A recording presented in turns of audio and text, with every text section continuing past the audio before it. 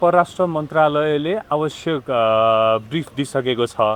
यसमा दुई देशबीच विभिन्न संयन्त्रहरू बनिरहेका छन्। भूमि सम्बन्धी सीमा विवाद मिलाउनको लागि विभिन्न संयन्त्रहरू छन्।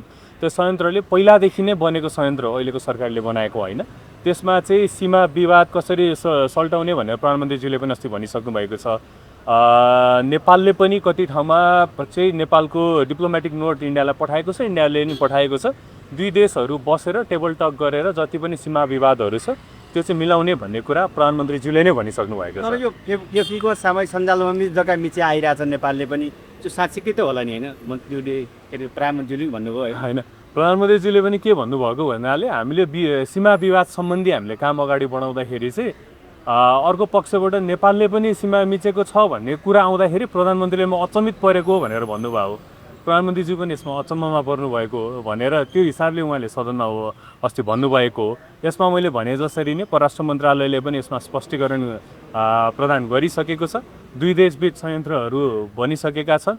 त्यसमा चाहिँ कति ठाउँमा भारतले उपभोग गरिरहेको सीमा नेपालमा पर्न सक्ने र नेपालले कति नेपालले उपभोग गरेको पनि भारतमा पर्न सक्ने भन्ने कुरा चाहिँ त्यो संयन्त्रहरूबाट आएको हुँदाखेरि चाहिँ दुई देशहरू बसेर त्यसको विवाद चाहिँ मिलाउनु पर्छ भन्ने कुरा नेपालले भारतको सीमा मेचेको प्रमाणहरू छन्। त्यो प्रधानमन्त्रीज्यूले त्यस्तो भन्नुभएको नै छैन। प्रधानमन्त्रीज्यूले यस्तो कुरा आयो म अचम्ममा परे भनेर भन्नुभएको कुरामा यसलाई चाहिँ विवाद प्रधानमन्त्रीज्यूले भन्नुभएको कुरा त्यो एकचोटि रिक्याप गरेर सुन्नु होला। सदनमा चाहिँ प्रधानमन्त्रीले विपक्षीले भनेअनुसार चाहिँ सम्बोधन गर्ने कार्यतालिका छैन, अथवा प्रधानमन्त्रीले पठाउनु भएको मन्त्रीले त्यो विषयमा जानकारी गराउने सरकारको योजना छ कि छैन?